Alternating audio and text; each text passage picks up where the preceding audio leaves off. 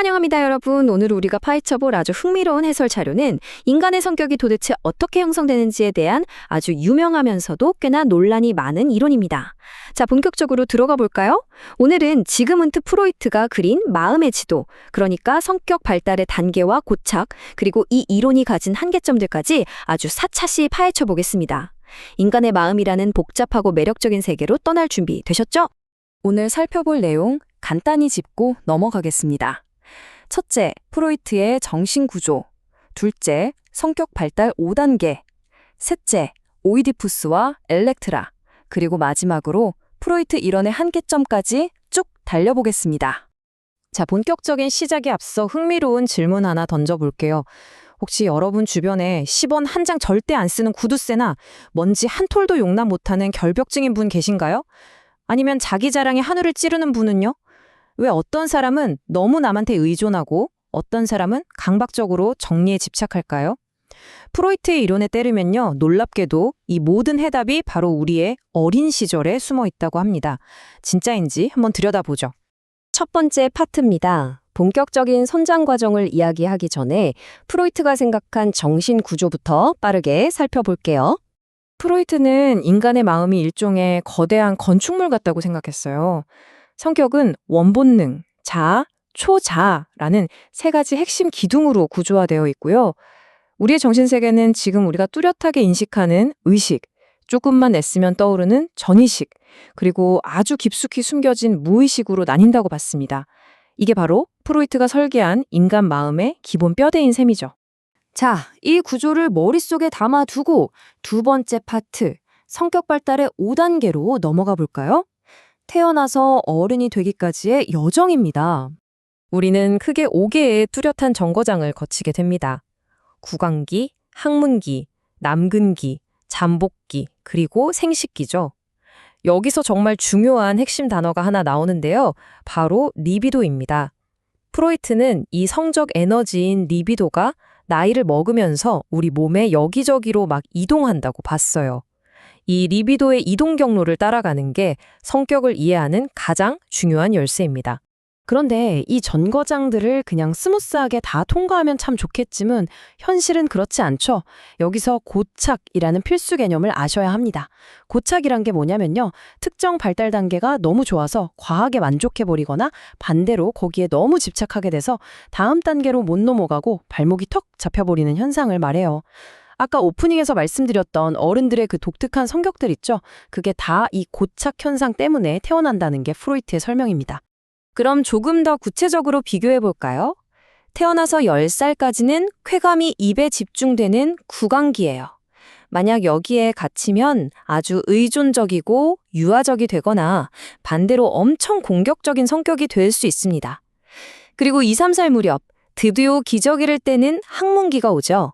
외부의 통제를 처음 받는 시기인데 이때 배변 훈련에 문제가 생겨서 고착되면 어떻게 될까요? 네, 아까 말한 그 지독한 수전노나 강박적인 결벽증 환자 또는 물건을 버리지 못하는 수집광이 된다는 겁니다. 딱딱 맞아 떨어지는 게 신기하지 않나요? 세 번째 파트입니다. 아마 프로이트 이론 중에서 가장 유명하면서도 가장 논란이 많은 시기일 텐데요. 오이디푸스와 엘렉트라에 대해 알아보죠. 4살에서 5살 무렵 아이들은 남근기라는 폭풍 같은 시기에 접어듭니다. 자료를 보면 이 시기에는 성기가 주요 성감대가 되면서 아이들이 가족 안에서 굉장히 복잡하고 강렬한 애착관계를 형성한다고 해요. 현대학계에서도 가장 찬반이 팽팽하게 갈리는 부분인데 우리는 문헌에 나온 그대로 객관적으로 한번 살펴보겠습니다. 이 시기에 남자아이들은 그 유명한 오이디푸스 콤플렉스를, 여자아이들은 엘렉트라 콤플렉스를 겪게 됩니다. 둘 다 뼈대는 비슷해요. 아이가 이성 부모에게는 강한 성적 애착을 느끼고 반대로 동성 부모는 자신의 라이벌로 여겨서 적대감을 갖게 된다는 거죠. 부모와 자식 사이에 보이지 않는 엄청난 욕망과 경쟁 구도가 생겨나는 겁니다.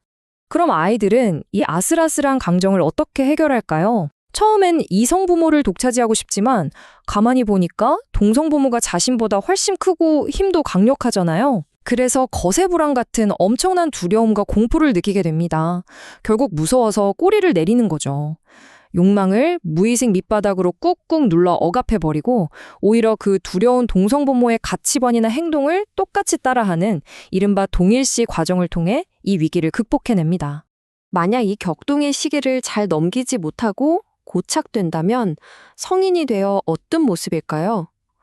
유난히 자기 자신을 과시하거나 남을 무시하는 거만한 분들, 혹은 겉으로는 겸손한 척하지만 속으로는 오만한 특성들이 다 여기서 비롯된다고 합니다. 주변에 과도하게 자신만만한 사람들이 있다면 어쩌면 이 시기의 고착 때문일지도 모르겠네요.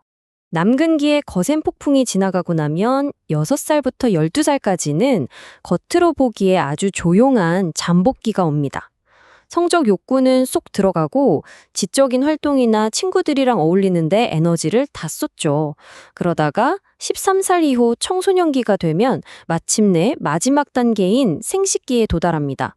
잠들어 있던 에너지가 다시 밖으로 나오면서 독립적인 애착을 형성하기 시작하죠.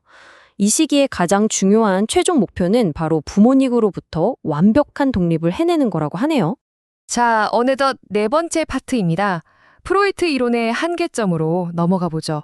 이 거대한 이론, 과연 완벽할까요? 현대 학계에서는 당연히 무비판적으로 수용하지 않습니다. 제공된 자료에 따르면 크게 5가지 날카로운 비판이 있는데요.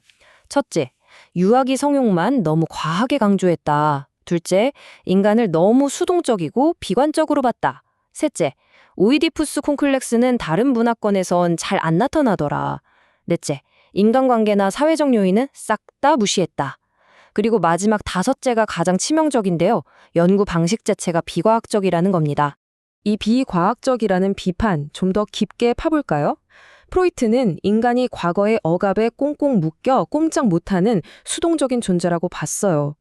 그런데 가장 뼈아픈 지적은 그가 정상적인 아이들을 관찰한 게 아니라 신경증 환자들의 자료를 가지고 아이들의 발달 과정을 무리하게 거꾸로 역추적해서 결론을 내렸다는 거예요. 아시다시피 이런 식의 짜맞추기는 객관적인 과학적 검증이 사실상 불가능하잖아요. 그래서 오늘날 학계에서 아주 강력한 비판을 받고 있는 겁니다.